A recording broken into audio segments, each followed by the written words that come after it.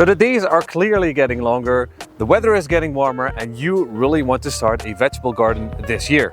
You've been watching gardening videos all winter long and you notice something typical. Grow beds. Stone grow beds, wooden grow beds, steel grow beds. Everybody's growing in grow beds. But why? Can't you just grow your vegetables in the ground? Yeah, you can.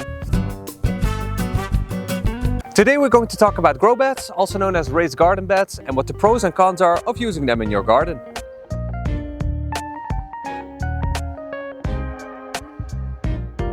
So what is a raised garden bed or a grow bed? Well, in simple terms, it is an area where the soil is raised above ground level. More often than not, it is enclosed in one way or another, but it doesn't have to be. For example, you could open a few bags of compost on a certain spot and boom, you have a grow bed. But like I said, it often does have a border of some kind, and that is mainly just to keep the soil together and for it not to erode away over time.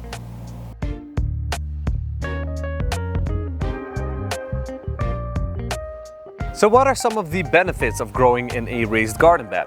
Well, first of all, if your grow bed is high enough, then it doesn't really matter what kind of surface there is beneath it. And this is because the roots of most vegetables won't really grow deeper than, say, 30 centimeters. So that means if you have enough soil in your grow bed, you can even grow on top of concrete.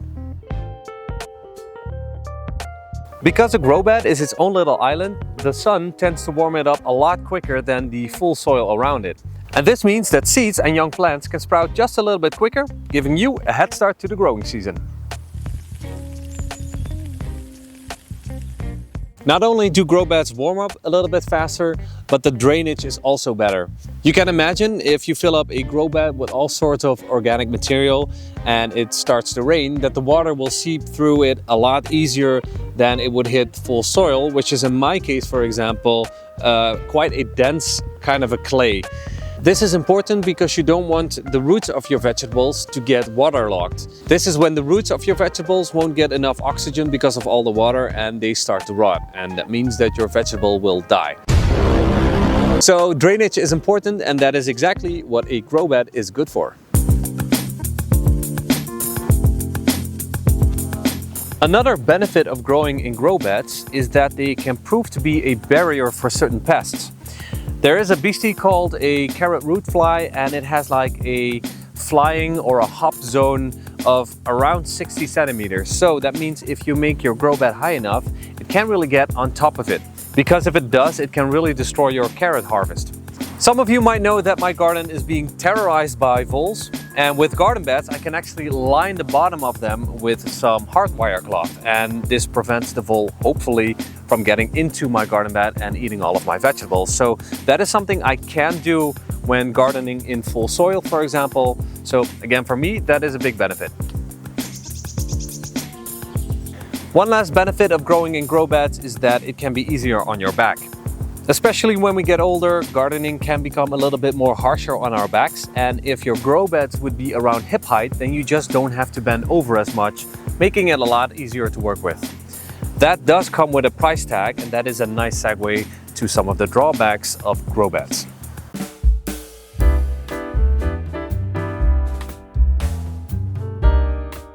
So then, onto the drawbacks. Well, first of all, it is a lot more work.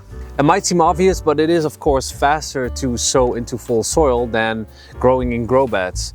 First you need to get the materials, then you need to construct the grow beds, and then you need to fill them up before you can even sow your first seeds. If you have limited time to spend in your garden, then this might just be too much of a hassle for you. Another drawback to grow beds is that you need to fill them, of course. Now, if your grow bed is a little bit lower to the ground, that is not much of a problem, but the higher they get, the more you need to fill them, obviously.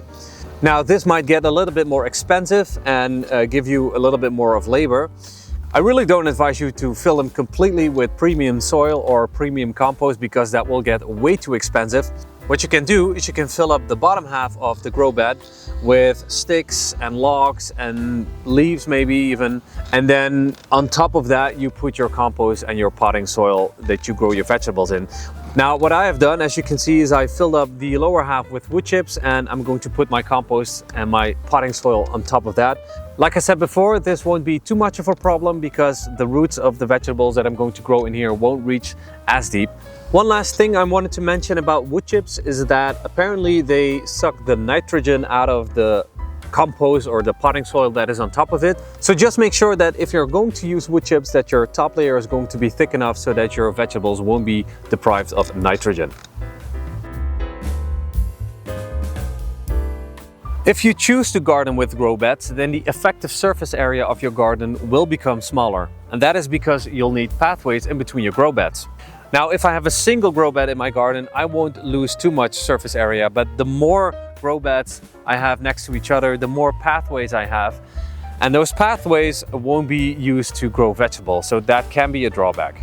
Depending on the type of material or the type of garden bed that you want to use, things can get a little bit more expensive again. Wood can be easy to come by, but it will eventually rot away and must be replaced, adding more cost or effort.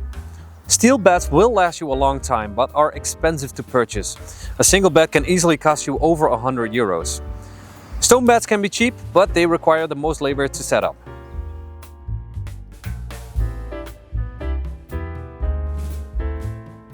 If you want to set up some grow beds in your garden, then you need to decide what kind of material you want to use. Now, wood is easiest and cheapest to come by, so I do advise to start with that. One tip is to not make your grow bed any wider than, say, about a meter or 3 feet. Otherwise, you start going to have trouble reaching the inner part of your grow bed and you might start straining your back. Trust me on this. This grow bed in particular is about 80 centimeters, so I have no trouble reaching any part of it. One last thing I wanted to mention is that some wood can be treated with chemicals so that it will last longer. However, these toxins can leak into the soil over time and can find their way inside your vegetables, so keep that in mind if you want to make a grow bed out of wood.